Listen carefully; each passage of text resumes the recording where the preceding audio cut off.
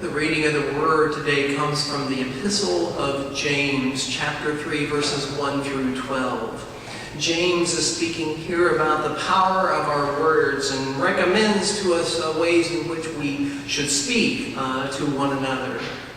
Hear these words as we ponder their meaning for us in our own lives.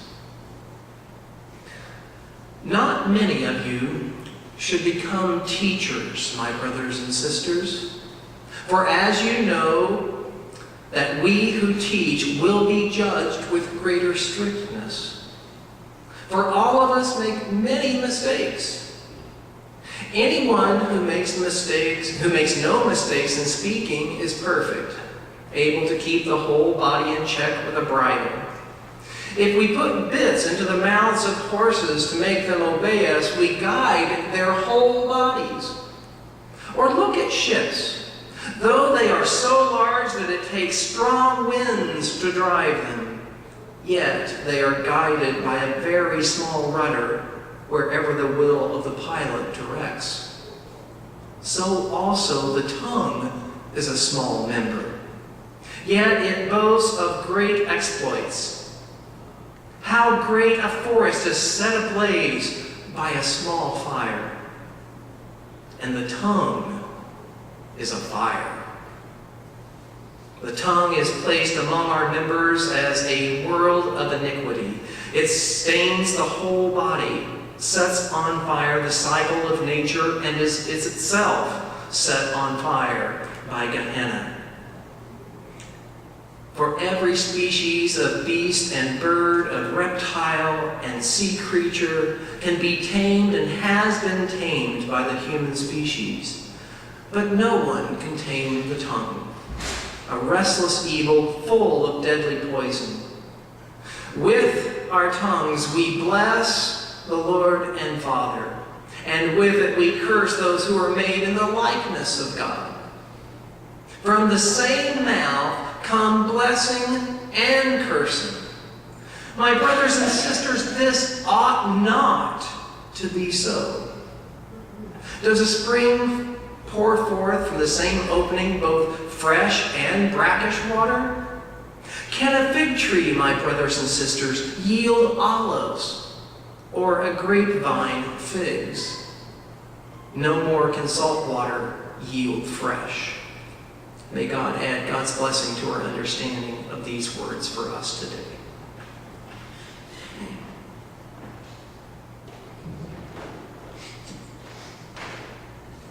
You're not going to get just a monologue today. I'm going to ask you to participate a little bit more in this sermon. So we've already done a little participation with the random acts of kindness and the prayer request, but I'm going to ask not a rhetorical question, but a real question to you. And if you'd like to share, I would love to hear, and I'm sure others would too, your answer to the question, can you remember any words that were told to you that have somehow changed your life?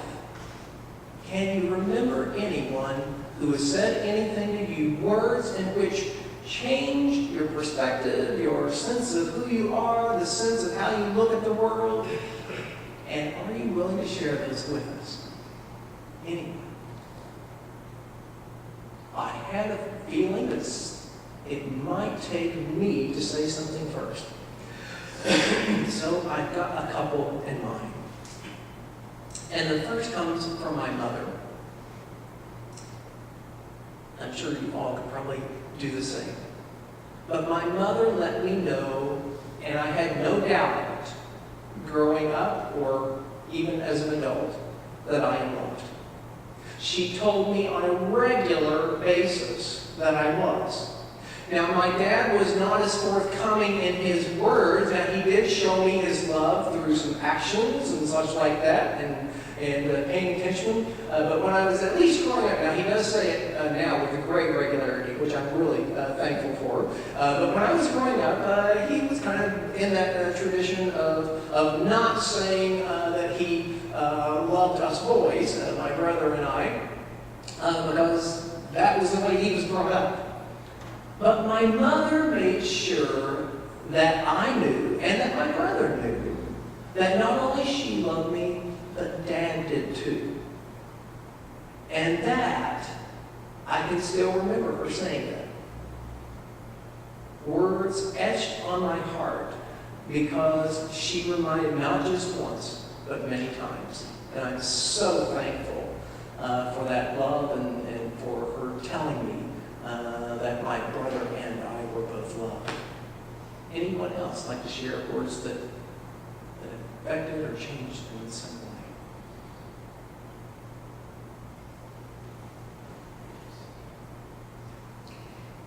So my husband was in the midst of dying, and I was with a spiritual teacher, and she said to me, everyone lives their whole life.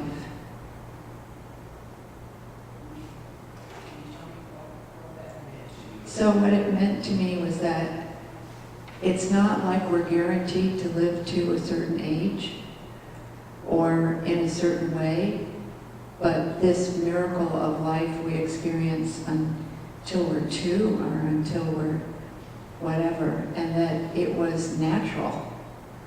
So it helped me accept my 44-year-old husband passing away. Thank you for sharing, Sylvia. The word, nevertheless. Nevertheless, life goes on. I often think of this, and when people are struggling with problems and thinking, I can't do anything about this.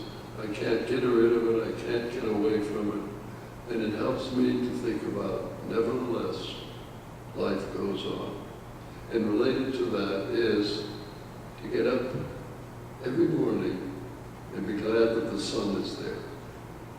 The sun is there every day, whether we see it or not. And that's like the presence of God to me. Thank you, Arnie.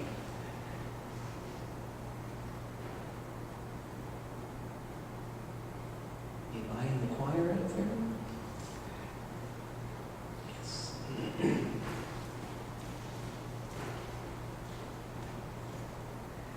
I won't remember the exact words of this, but I can remember one of our ministers, not here to work, I came from, telling the tale about someone picking up a $10 and throwing it back in the ocean. And I think of that whenever I think about how hard it is for us to help others who aren't close, or we can pray for them, but it's sometimes frustrating to not be able to help. Thank you for sharing. There's a long backstory to this, which I won't go into, but it was a couple of years ago when I just started coming out and exploring my gender, and I was fired from my job because of it. And I met with this one employee, and we discussed it biblically. And she ended up telling me that I was flying in the face of God, and I was damned to hell, and all these nasty things. And she said that she had the Bible to back her up, and which completely caught me off guard. And I know at that point I could have totally left the church, left God, left everything because of this one person who claimed to be a Christian and then attacked me. But in that, I kind of found my purpose as a trans guy who is also Christian, who my purpose is to kind of educate people in spite of their ignorance. I'm still here. And we are thankful for you doing that, Matthew.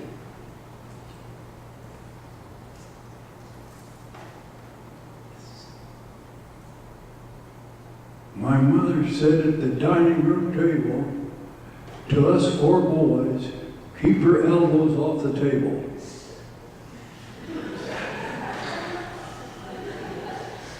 I got the same message, Ben.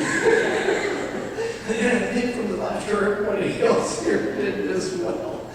Yes. Others. I had there's several professors in which I can say that said things to me which were remarkable, but I remember one when I was in undergraduate school, and I had gone into, decided to declare 2 majors and an outside minor. So I was taking a lot of classes, and I was under a lot of stress because in high school I really didn't have to study that much, and so I was learning that I was having to work a lot harder than I ever had before. And